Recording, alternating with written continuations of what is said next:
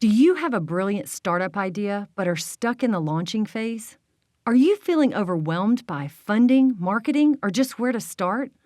Don't let your startup idea stay grounded. Visit our website at eapla.com to schedule a Blue Couch meeting and launch your startup journey today. Welcome back. On the Cusp. Got my co-host, Matt Snyder, back with me. And Matt, who we got today? Man, I've got one of my good friends from a long time, Dr. Ray Jarvis of Restoration Dental. Awesome. Ray. Yeah. So Ray, what is Restoration Dental? Well, so this is there's two dentists that we work together, me and Dr. Meredith Patton. And when you think about what we do as dentists, we place restorations on teeth. And so the term restoration, I thought that was a good word to use for our practice. And so that's what we do every day, fix teeth and make them feel and look better. So through different types of restorations. And so why Shreveport? Well, certainly I grew up here as a kid, moved here in the 5th grade and had a really good experience growing up here and going off to college and then to dental school. I always had the plans to come back into town and bring my skills back home to help our community have better teeth, and I've just really enjoyed being here, yeah. Yeah, and Ray is interesting. Why I wanted to bring Ray on today is Ray joined a dentist that was established, very well known, and practiced for a long time. How long did you practice with Dr. Crawford? We were together probably 13 years before he retired, so a long time. And then so as he retired and Ray took over, and the dentist that's with him now, Dr. Meredith Patton, she's young, and they've really taken an existing business and taking it to the next generation, to the next level, updated, and it's really cool to see that. And I'm always interested in the medical field of the business side on the professional side, that's really interesting. I mean, you probably could have stayed as a practicing dentist in somebody else's practice forever.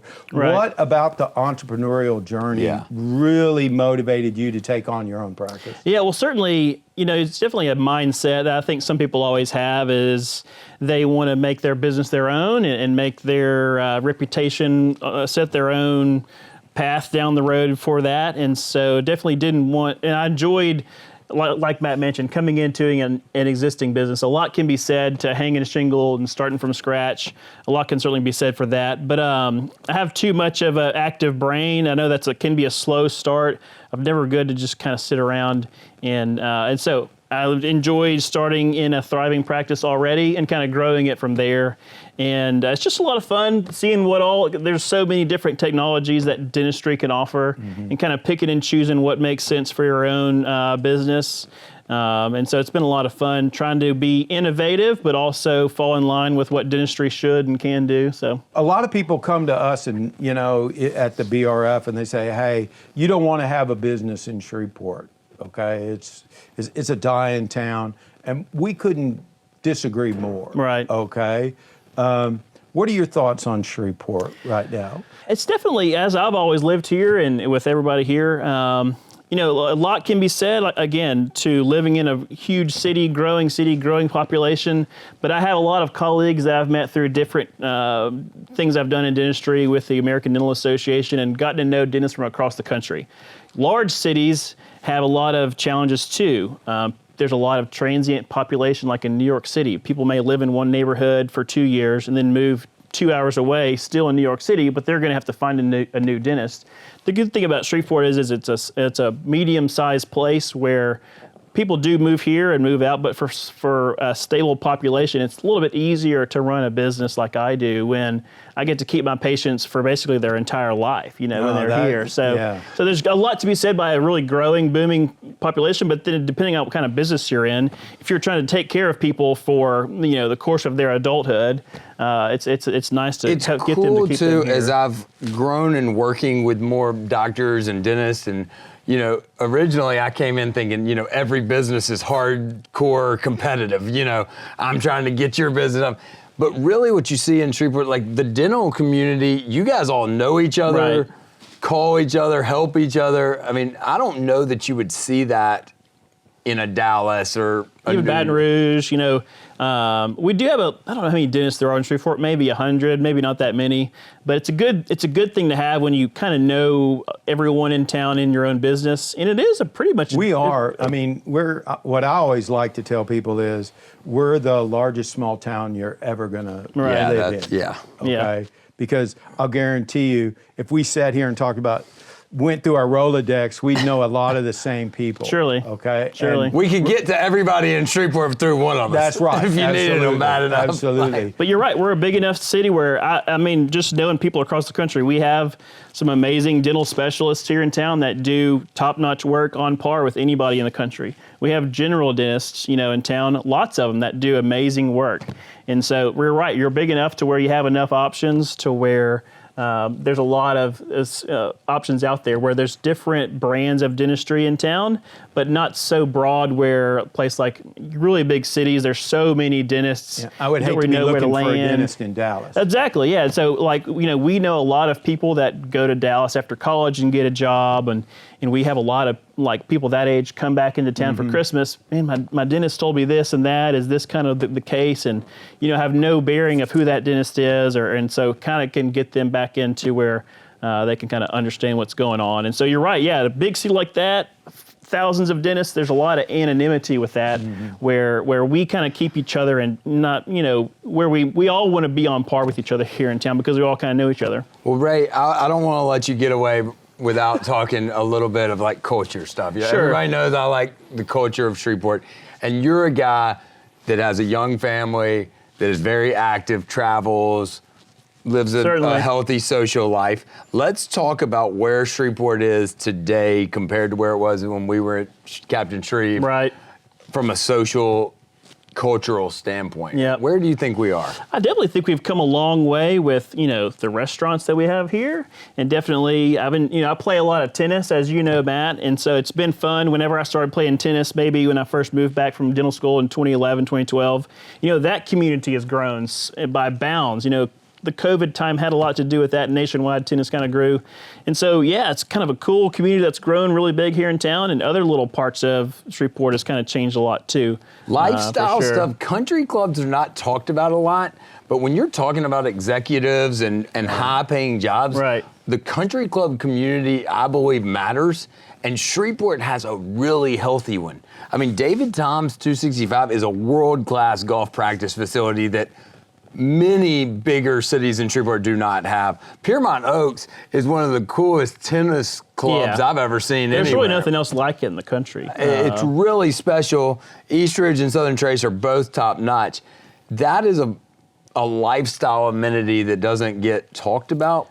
But I think that's the thing we can hang with. It's not so far out there where it's inaccessible too. Right. It's a reasonable entry point of that. That's you hear right. a lot of You these talk other about places, Dallas and some of these clubs, people are like $50,000. 150. Yeah. They're entry fee. way out there. And then for guys like me, you know, it's pickleball now. Yeah, it's right. And so And even like they're all doing pickleball. Okay, Yeah. they're building the pickleball courts. Corby's is an amazing place. You know, now that place has come a long way. Right. You know, we talked about playing golf there whenever we were in high school and how the clubhouse looks now. And so I think there's a lot of things moving forward for sure. Yeah. Yeah. What are we lacking, Ray? If you said, hey, I really wish right now we had this on the entertainment side, what would that be? I think we have a lot. You know, a lot of people talk about all the different concerts they have to go to Dallas to go to, or different sports. Shreveport's tried to do sports. It's been kind of a challenge to have that here in town.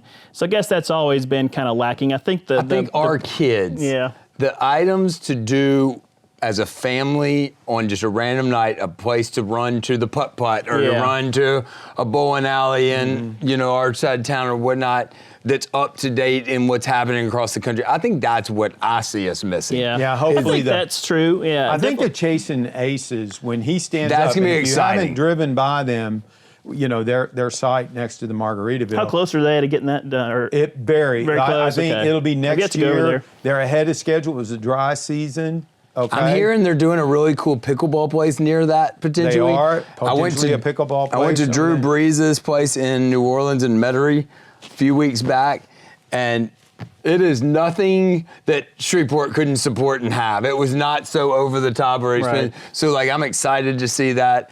That would be the big thing to me. If on a Saturday, I had something to just grab Jack and go do. Yeah. I feel like we run to Dallas to do that stuff so often, and we're better city. Every time I go visit my son in Pittsburgh, we do the Top Golf thing. Yeah. He's a golfer, I'm not. I just do it because it's fun. It's fun. And I think when that venue is there, I think it'll be really good for everybody, Shreveport and Bossier. That's going to be a game changer. I mean, but I think you're right, Ray. I really think you're right. People talk about traffic and accessibility. There's nothing that's not accessible in 30 minutes. Yeah. Nothing. Okay? Easily. Easy. Yeah, I've got family in Dallas and Houston, and their whole world is revolved around navigating the daily traffic. That's correct. When I lived in Washington, D.C., okay, you looked at your watch and went, oh, everybody wants to do this, but that's an hour and 30 minutes, and that's only 33 miles. Right. I'll tell y'all something that I've noticed that's very interesting. We've never talked about on here. When we were kids, and maybe it still happens now, but I remember at 5 o'clock in the afternoon, you would see Jimmy Davis Bridge backing up all the way to like Burt Coons with cars going into Bossier. Okay. Leaving work. That is now happening on I-49 at the Southern Loop exit. Right. Like at 5:15 in the afternoon, there are cars on the shoulder of 49 coming from in town, going home in South Shreveport. South Shreveport, yeah. I think that's an interesting, good sign. It is a good sign, but it's even on the north side of Shreveport too. If you're taking 49 north like me, okay, when you get to that North Market exit, you're seeing that lane right there, that exit lane at North Market, backed up all the way. That's a good sign. We always talk about traffic. We haven't talked about that. But like driving here this morning at 7:45 on I-49, traffic was moving great, but there were a lot of cars, and it felt different to me. It just felt good. I was like, man, there's a lot of people going somewhere this morning. I would say that too, compared to 20 years ago. Definitely a sense a lot more cars moving around town for sure. Yeah, which is a good thing. Me too. Well, the amount of money being I think spent. we're very fortunate. I mean, we might need to do some road work, and I think the city is working hard on that. But I think our road network and our ability to get someplace quickly is working. Yeah. The amount of high-end retail and restaurants that are succeeding right now in Shreveport-Bossier is way above any other time in my life in Shreveport-Bossier. I would say that. Definitely shopping. People used to be like, oh, a high-end, that you can't have that in Shreveport. You got to go to Dallas for that. You got to go to New Orleans for that. Those places are existing, and not only existing, are thriving. I mean, you try to go get in Zuzul or Fat Calf, yes, without a reservation. That's a great sign. It is a very good sign. I'm very positive right now on Shreveport, and I'm coming off of the, we recruited multi-pack bottling into Shreveport. Bottling company out of California, going to have 141 jobs. We just did a job fair for them. 500 people showed up or registered for jobs. That live casino thing? Yeah, it's going to be a big one. I'm telling you, we underappreciate some of these casino things because they're casinos and they're but we need tourism into our city. And we have very few things that really bring a lot of people. That renovation, 1,200 jobs. You go back to the concerts and the entertainment. Right. I think that's what brings them. There's going to be opportunity there. Yeah. 1,200 jobs is a real deal. Yep. Well, I think, I've heard y'all talk on other podcasts. I think we're starting to see more locals being proud of where we live and enjoying being here. Absolutely. There used to be a lot of negativity, which there still is, a little bit. But I think it's coming around. Yeah. I really believe that if we'd stop being so hard on Shreveport-Bossier, we could tell a different story. That's trending in the right direction. I agree. I feel so. I do not hear about it like I used to hear about it. But that's there the have good been thing. some big, let's face it, guys, there's been some really big wins in this community that we got to be proud of. Everything from the Amazon distribution center, multi-pack coming in, who's the new guy, the new oil and gas exploration company took over there's a couple out at the old GM plant. Okay. Oh, yeah. Yeah, both of those out there. And that's 1,000 jobs. We are shifting. I think what when we were really on, I guess how long did we start this? Like 3 years ago now? Yep. When we started this, a lot of the things we were talking about was still Shreveporters hung up on the things of the past. Like, we've got to save this. We got to bring the Louisiana hayride back. We got to. Right.